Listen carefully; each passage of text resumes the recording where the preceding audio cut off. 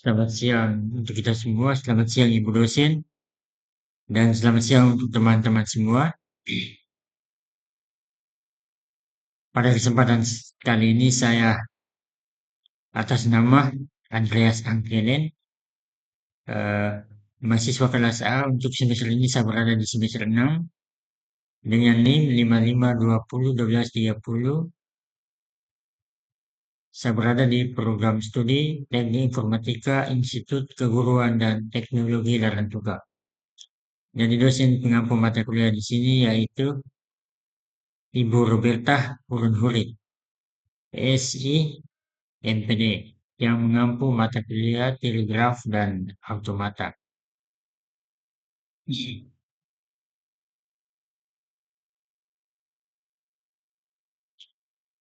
Ya, jadi pada kesempatan kali ini saya akan mencoba menjelaskan materi lanjutan dari telegraf dan automata, yaitu tata bahasa automata. Jadi di sini ada dua poin yang akan kita jelaskan, yang mana yaitu poin pertama yakni deterministik finite automata atau yang biasa kita kenal dengan DFA. Jadi DFA itu adalah mesin otomatis yang untuk setiap state dan setiap input hanya punya satu kemungkinan transisi atau perpindahan. Jadi saya mengambil contoh nyata di kehidupan sehari-hari itu ketika kita menggunakan mesin vending. Misalnya ketika kita mau membeli minuman. Jadi di sini ada state awal yakni nolnya, memasukkan uang. Lalu ada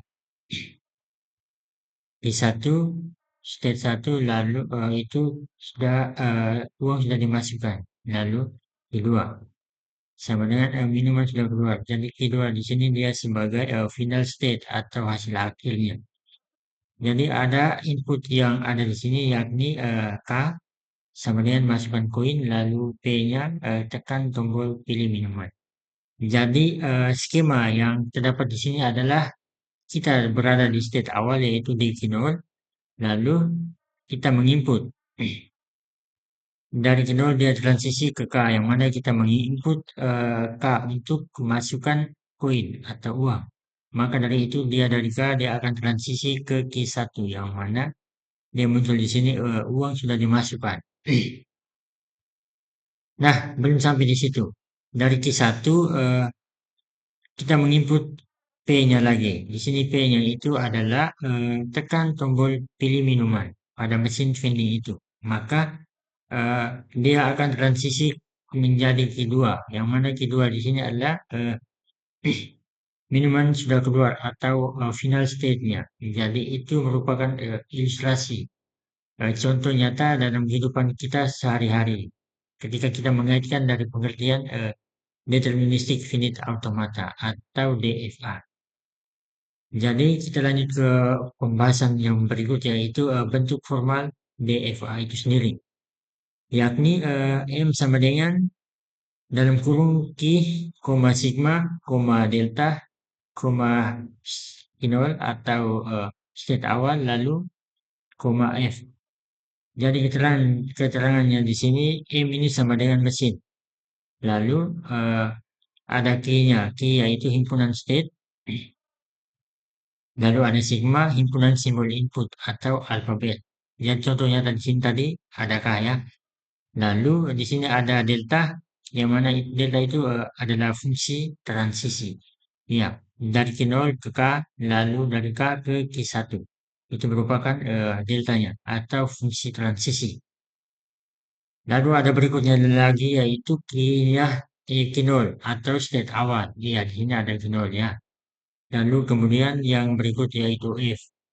F itu merupakan himpunan state akhir atau final state. Di sini ada contoh Q2. Jadi berikutnya kita masuk ke contoh soal.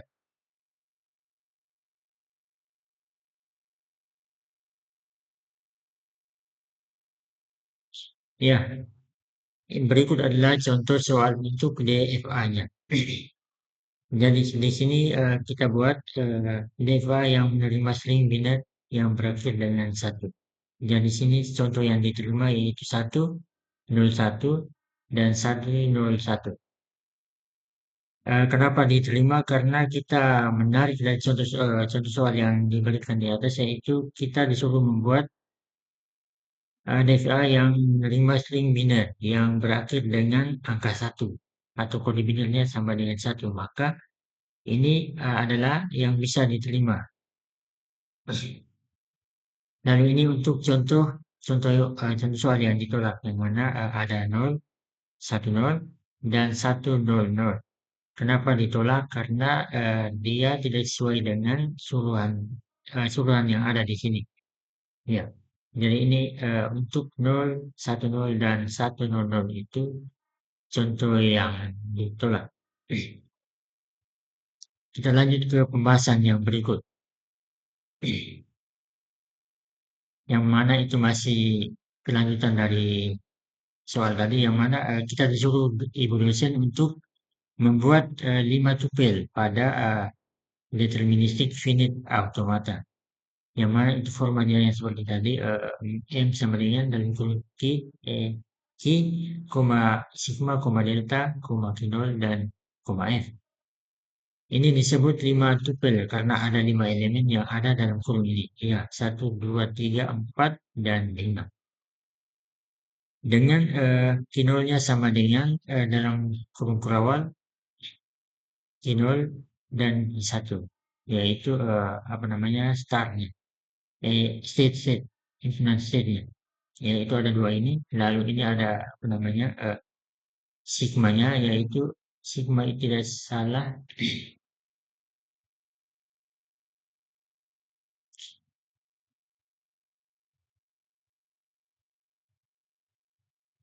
merupakan, ya, sigma merupakan himpunan simbol input alfabet. Jadi contohnya di sini ada K dan P. Kita geser lagi.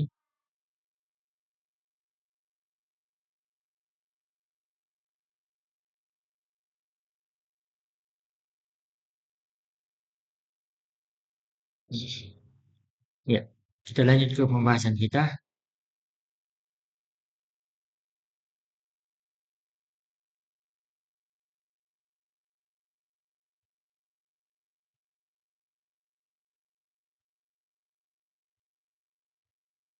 Yang mana itu sigma itu simbol yang diinput, lalu ada kinolnya sama dengan kinol. Di sini ada F-nya, yaitu P1 atau hasil state-nya, ya, finishnya. Jadi fungsi transisi atau delta di sini yaitu delta dalam kurung kinol, P1 sama dengan kinol, lalu delta dalam kurung Q0,1 sama dengan Q1, lalu ada delta dalam kurung Q1,0 sama dengan Q0, dan delta dalam kurung Q1,1 sama dengan Q1. Maka dari fungsi transisi dan kita akan mendapatkan skema deterministik finite automatanya, yakni dari Q0 yang dari sini, dia transisi ke ini, satu ini adalah input dia, input kode binarnya. Maka dia akan berubah dan dari satu ini transisi ke satu ini dengan tanda bintang di sini, artinya kode sudah diterima atau hasil akhirnya sudah ditemukan. Begitu pula dengan skema yang kedua, yakni dari T0 kita menginputkan kode binarnya sama dengan 0, lalu maka transisinya akan berubah ke T0 karena dari sini. Lalu ada skema yang ketiga yaitu dari D1 dia bertransisi ke satu, lalu dia akan memperoleh hasil akhir atau state akhir, yakni D1-nya sama dengan satu. Begitu pula sama dengan ini. Maka keterangan yang kita peroleh yaitu kinolnya sama dengan state awal. Ya, ini. Lalu apa namanya? D1 ini adalah dengan tanda bintang ini merupakan final state atau hasil akhir yang kita peroleh. Jadi dari nol state awalnya dari transisi ke satu, maka dia memperoleh hasil ini. Maka untuk hasil analisis ringnya yaitu 101 dari start dari Q1 Q0, lalu kita menginput nilai satunya ini binarnya satu, maka dia akan transisi ke Q1. Begitu pula dengan input Q0 dari start awalnya 0, Q0 dia input ke apa namanya angka 0, dia transisi ke akan memperoleh hasil finish state-nya sama dengan Q0. Berikut ini ada lagi Q1. Q1-nya dari Q1 dia kita menginputkan angka 1, maka dia akan transisi menjadi Q1 ya. Ini juga sama. Maka berakhir di Q1 yang mana ini merupakan final. Maka apa namanya hasil itu diterima. Jadi di sini ada tanda bintang ini. Jadi mungkin hanya itu saja, kita lanjut ke pembahasan yang berikutnya yaitu di poin yang kedua, yakni non-deterministic finite automata atau yang biasa kita kenal dengan NFA. Jadi NFA di sini adalah mesin otomatis di mana satu state dengan satu input bisa punya lebih dari satu kemungkinan transisi. Jadi apa namanya? Yang tadi penjelasan awal poin pertama yakni DFA itu dia cuma punya satu transisi saja. Tapi ini dia bisa punya lebih dari satu kemungkinan transisi. Maka bentuk formal yang kita dapat kita temukan yang di sini yaitu adalah M sama dengan dalam kurung Q, sigma, delta, Q0, R. Keterangannya sama seperti yang apa namanya DFA tadi, hanya untuk transisinya itu yang berbeda. Kalau non deterministik ini dia bisa punya lebih dari satu. Kalau N kalau DFA tadi kan cuma satu saja. Kita masuk ke slide yang berikutnya yakni ini adalah ilustrasi contoh kehidupan sehari-hari yang mana mencari kelas di kampus. Itu merupakan contoh nyata untuk penerapan NFA ini. Bayangkan kamu mahasiswa datang ke kampus. Jadi ada state yang pertama yaitu state awal, kita baru masuk ke kampus. Lalu dari situ dia transisi ke Q1, yakni kita menuju gedung A. Nah, dari gedung A ini kita bisa apa namanya menemukan hasil atau dia bisa kembali lagi ke menuju lagi bisa apa namanya berubah ke transisi ke kedua yang mana kita bisa lagi menuju ke gedung B. Lalu untuk ketiganya itu hasil akhirnya atau final state-nya yaitu telah ditemukan. Jadi apa namanya bisa dia lebih dari satu kemungkinan. Yang mana dari sini dari gedung menuju gedung A bisa dari gedung A kita lanjut lagi menuju ke gedung B. Nah, dari kedua ini maka transisi yang akan kita peroleh berikutnya itu kelas ditemukan atau final state-nya. Yang mana artinya di sini saat kamu atau kita berada di Kinol baru masuk kampus lalu inputnya E. Minta maaf teman-teman untuk saya tadi lupa menjelaskan inputnya.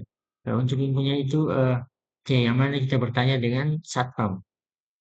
Jadi satpam bisa bilang coba ke gedung A. Ya, dari G1 atau jadi kata atau ini yang menyebabkan apa namanya NFA itu dia bisa mempunyai eh, lebih dari satu kemungkinan transisi. Maka bisa jadi di gedung B baru kita menemukan keduanya. Iya, B ini kan apa namanya kedua. Jadi dari kondisi yang sama Q0 dan input yang sama T, ada dua kemungkinan. Inilah sifat apa namanya non deterministic automata. Kita lanjut ke contoh soalnya.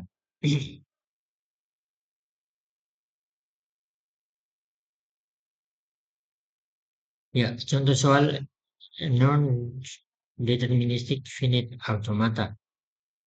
Buat NFA yang menerima string mengandung substring 01. Apa namanya? Jadi substring ini merupakan angka yang angka berikutnya itu memiliki nilai yang sama seperti ini. Jadi hasilnya di sini yaitu contoh yang diterima 1, 0. Dan di bawah sini ada 1, 0, 1 dan 0, 0, 1, 1. Kenapa ini diterima? Karena dia sesuai dengan soal yang atau suruhan yang di atas ini, substitusinya sama dengan hasilnya itu sama dengan 0, 1. Di sini juga benar, ini juga benar, ini juga benar. Ada biner 0, 1-nya. Yang ini kenapa ditolak? Karena ini ada 1, 1, 1, 0, 0, 0. Tidak sesuai dengan substring 01. Maka kita lanjut ke pembahasan untuk tupelnya. Di sini kita disuruh dosen untuk menentukan 5 tupel dari NFA tersebut. Maka M sama dengan dalam kurung Q, sigma, delta, Q0 dan F. Dengan Q-nya sama dengan dalam kurung kurawal Q0 start awalnya, lalu Q1, Q2. Di sini ada apa namanya sigma, eh, kode biner yang akan kita input dan kurung berawal ada 0 dan 1. Dan di sini ada start awalnya sama dengan Q0, lalu start state akhirnya atau finalnya itu sama dengan Q2. Jadi di transisinya di sini atau deltanya sama dengan delta dalam kurung Q0, 0 sama dengan Q0, Q1. Nah, delta yang berikutnya itu delta dalam kurung Q0, 1 sama dengan Q0. Dari delta dalam kurung Q1, 1 sama dengan Q2. Dan delta dalam kurung Q2, 0 sama dengan dalam kurung kurawal sama dengan 2. Q2. Nah, yang berikutnya itu delta dalam kurung Q2, Q1 sama dengan Q2. Hasil akhirnya. Maka skema yang kita peroleh yaitu di sini dari kita mulai dari start awalnya dari saat Q0, lalu dia menginput angka 0 di sini, maka dia akan transisi lagi ke Q1.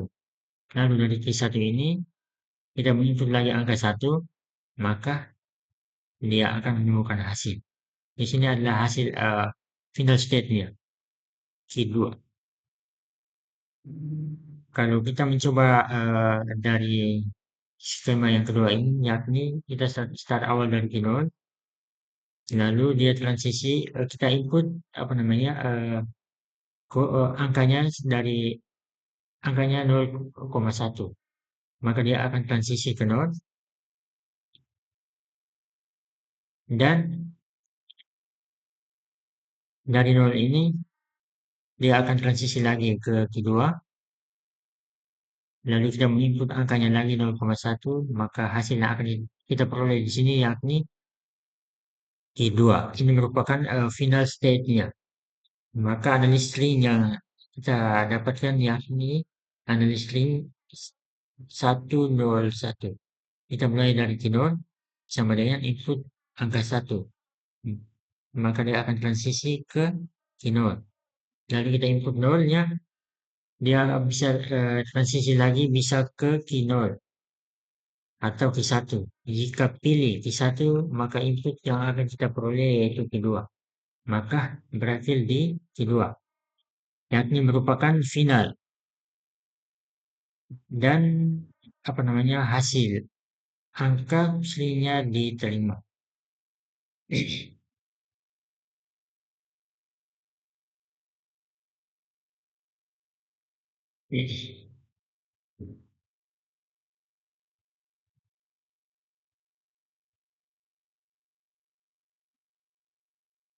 Oh, jadi baik, untuk sekian penjelasannya mungkin hanya sampai di sini. Sebelum menutup akhir presentasi ini, saya atas nama Andreas Angelen, mohon maaf sebesar-besarnya jika dalam presentasi saya ini mungkin terdapat banyak kekurangan. Dan dari kekurangan itulah yang akan itu yang membuat untuk pegangan kita untuk proses selanjutnya. Salam dari anak tan.